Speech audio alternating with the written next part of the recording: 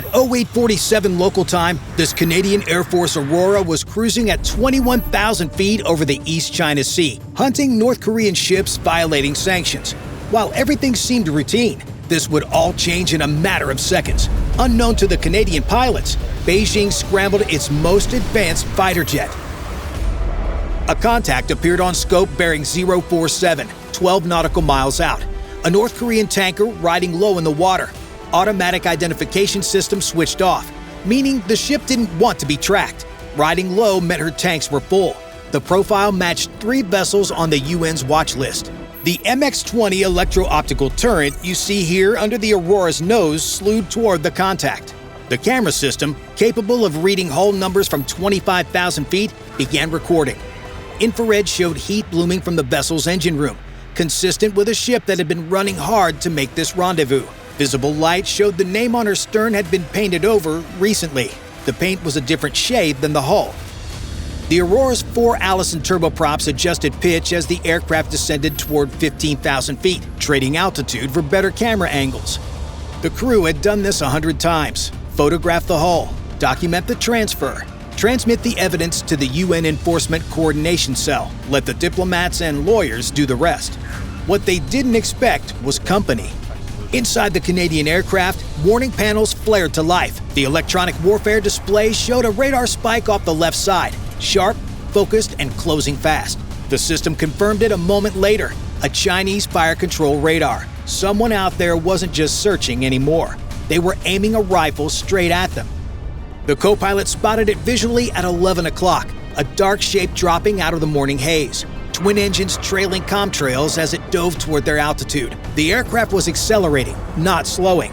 This wasn't a standard intercept. This was a rehearsal for trying to take them out. The J-16 crossed their nose at 400 feet, close enough that the Canadians could see the pilot's helmet snap toward them as he passed. The J-16 is China's most advanced fighter, a copy of the Russian Su-30, itself derived from the Su-27, which was the Soviet Union's attempt to match the American F-15. 3 generations of copying, and they're still playing catch-up. Peak Chinese innovation. The fighter's AESA radar, an electronically scanned array with over 1,200 individual transmitter modules, was painting the Aurora with enough electromagnetic energy to guide a missile from launch to impact. At their combined closure rate of nearly 900 miles per hour, the margin between intercept and collision had been less than a second. The wake turbulence hit 3 seconds later. The Aurora shuddered as invisible vortices hammered her control surfaces. The autopilot disconnected. The aircraft rolled 15 degrees left before the pilots caught it, wrestling 140,000 pounds of patrol plane back to level flight. In the cargo bay, a sensor operator grabbed his console as his coffee mug launched itself across the compartment. The captain held their heading. The Chinese pilot wanted them to run. Canada wasn't running. The J-16 was already turning back.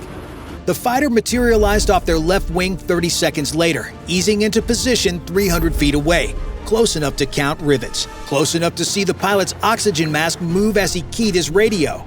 The transmission came in Mandarin-accented English. Canadian aircraft, you are approaching Chinese territorial airspace. Turn around immediately. The captain keyed his own radio. His response would be quoted in news reports around the world within 24 hours. I'm a Canadian aircraft operating in international airspace, carrying out the duties of all nations. No reply. The J-16 held position, its radar still transmitting, still locked. The Chinese pilot probably thought the silence was intimidating. He probably thought the sustained radar lock demonstrated dominance. He probably thought he was winning. He had no idea what he was actually broadcasting. See, those bulges and bumps along the Aurora's fuselage aren't decorative. That's the ANALQ 507 Electronic Support Measures Suite, Canada's version of the digital vacuum cleaner that sucks up every electronic emission within 200 miles. The second that AESA radar touched them, the system started cataloging frequencies, pulse patterns, beam steering characteristics, and power outputs. The J-16's radar is China's most advanced, an indigenous design that supposedly rivals Western systems. Every military on Earth wants to know exactly how it works. The Chinese pilot had just started broadcasting the answer. But intelligence collection wasn't the captain's primary concern right now. The fighter was 300 feet away, carrying enough kinetic energy to vaporize the Aurora if the pilot sneezed wrong. The crew needed to stay calm, stay professional, give him nothing to react to. The J-16 began maneuvering. The fighter slid forward along the Aurora's flight path, then cut hard across their nose, 200 feet of clearance, maybe less. The move forced the Canadian pilots to fly through the fighter's jet wash, superheated exhaust still rolling off the twin WS-10B turbofans at 1100 degrees Fahrenheit. The Aurora bucked. The number 3 engine coughed as disrupted airflow momentarily starved the compressor. The aircraft dropped 200 feet before the pilots recovered, turboprops clawing back to stable flight. First real damage assessment, engine instruments showed normal, no permanent harm. But that had been close. Another few seconds and the airflow inside the engine would have broken down completely, cutting power and forcing the crew to bring the engine back from zero while still airborne. The Chinese pilot probably felt satisfied watching them struggle. What he didn't realize was that his throttle response during that cut, the exact acceleration curve of those WS-10B engines, was now logged in Canadian databases. Engineers who'd spent years trying to model J-16 performance just got their answer handed to them. The fighter climbed 500 feet above them and rolled inverted. The J-16 hung upside down for 3 full seconds, its pilot staring down through his canopy at the Canadians below. The maneuver was pure showmanship, thrust vectoring and computer control keeping 50,000 pounds of fighter suspended against gravity while fuel and hydraulic fluid fought physics in every line. The fighter completed a lazy barrel roll around the Aurora's fuselage, passing over their tail close enough that the rear observer could see the pilot's head turn to track them. Then it settled back into formation off their left wing. Wing rock, left, right, left. The international signal for follow me. The Aurora maintained heading 095. The J-16 rocked its wings again, more aggressively this time. The message was clear: turn around or this gets worse. The Canadians decided to call his bluff.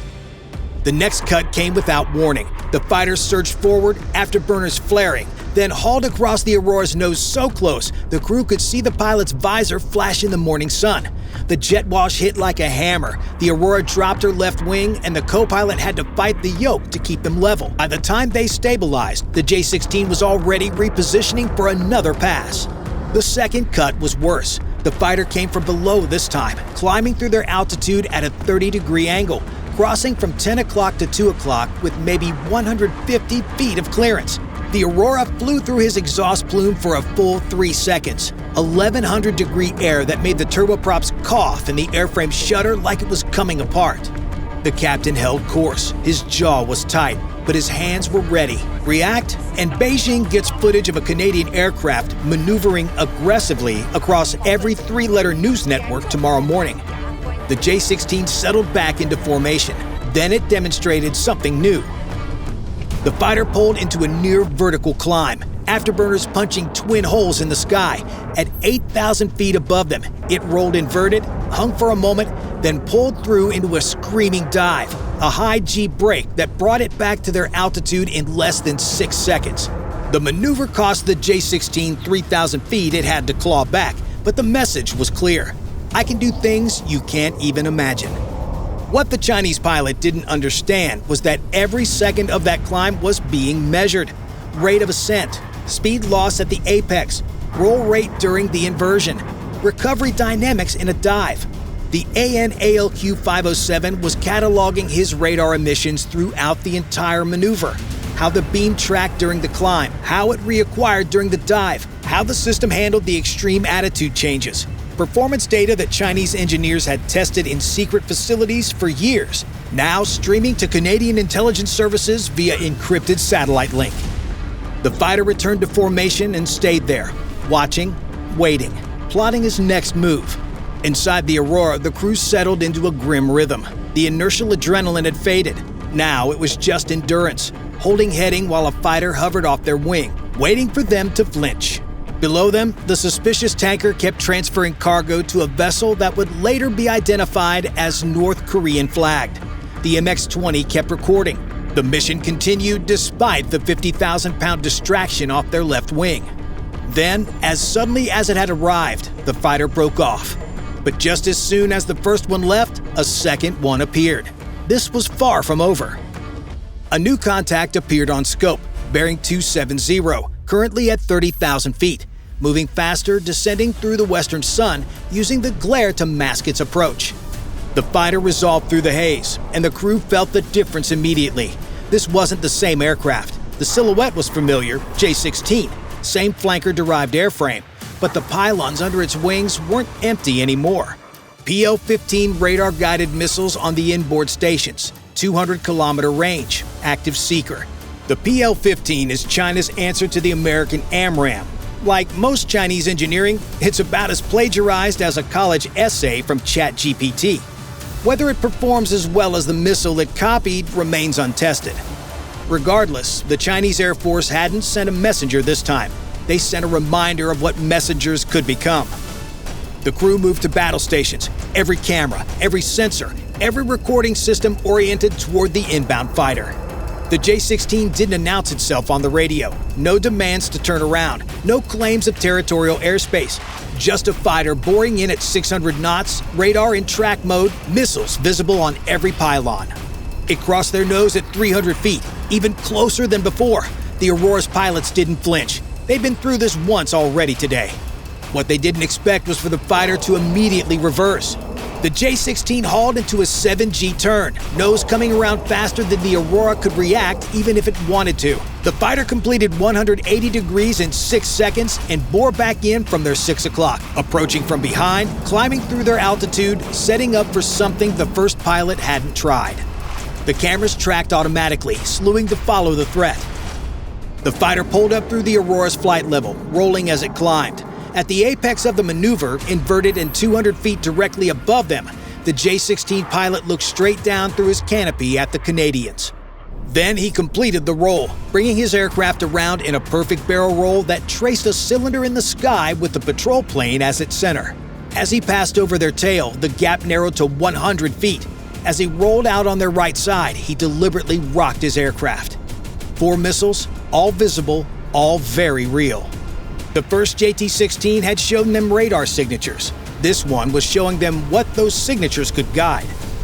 The MX-20 captured the weapons load in high definition, pylon attachments, missile seeker heads, the exact configuration that would tell Allied analysts how the JT-16 loads out for an intercept mission versus an air superiority sweep. But intelligence value wasn't what the crew was thinking about right now. They were thinking about the fact that any one of those missiles could turn the Aurora into a debris field before they finished their next breath. The fighter slid into close formation, 130 feet off the Aurora's right wing, matching their speed precisely. The Chinese pilot stared across the gap at the Canadian cockpit. Then he started creeping closer. 130 feet became 100. 100 became 80. The wingtips were converging at a rate that left no margin for error. At this distance, a sneeze on the stick would mean collision. A moment of target fixation would be it for everyone aboard both aircraft. Less than 60 feet now, 4 wing lengths, the closest any Chinese fighter had come to the Aurora throughout the entire mission. This was dangerous enough as it was. What they didn't expect was what the Chinese pilot was planning to pull next. The captain's hands were steady on the yoke, but steady wasn't the same as relaxed. Every muscle in his forearms were locked, holding the aircraft in perfect trim, refusing to give the Chinese pilot even a twitch to misinterpret. These pilots had trained for exactly this scenario, a foreign fighter trying to force a reaction, trying to manufacture an incident that Beijing could blame on the other side. The J-16 wasn't getting that satisfaction. 30 seconds of sustained formation. The fighter's radar was still transmitting, still locked, still painting them with fire control energy from point-blank range. At this distance, the ANALQ-507 was measuring details the radar engineers dream about: side lobe characteristics, frequency drift, the subtle harmonics that revealed the radar's internal temperature, data that would take years of signals intelligence to gather through normal means. Then the fighter moved. The J-16 surged forward, accelerating ahead of the Aurora with a burst of afterburner. The white-blue cones of flame stretched 20 feet behind the twins' WS-10Bs, heat distortion blurring the air between the two aircraft. The fighter climbed through their altitude 400 feet ahead. Then it pulled its throttles to idle. The Aurora's closure rate jumped from 0 to 150 knots in 2 seconds. The captain recognized the maneuver immediately. Classic brake check, equivalent to going in the fast lane on the highway and coming full stop with an 18-wheeler right behind you. This forces the control plane to either overtake, risking collision, or dive, climb, or turn away. Any reaction could be characterized as aggressive maneuvering. Any hesitation could mean a mid-air collision. The Aurora's turboprops wound down, but 4 engines driving a 140,000-pound aircraft don't stop on command. They were still closing. 400 feet became 300. 300 became 250. The stick shaker activated. Their margin above stall was compressing with every knot they lost. The closure rate calculation was simple and terrifying. At current speeds, they'd collide in 8 seconds. 7. 6. The Aurora's stall warning screamed in their headsets. 5 seconds to impact. 4. 3. If they slow down too much, the Aurora would depart controlled flight, maintain speed, and they'd fly straight into the J-16's tail. Turn away, and Beijing would claim the Canadians had maneuvered aggressively. The Chinese pilot had calculated what he thought was a perfect box with no exits. 200 feet in closing. The fighter filled their windscreen. The collision warning blared. 150 feet.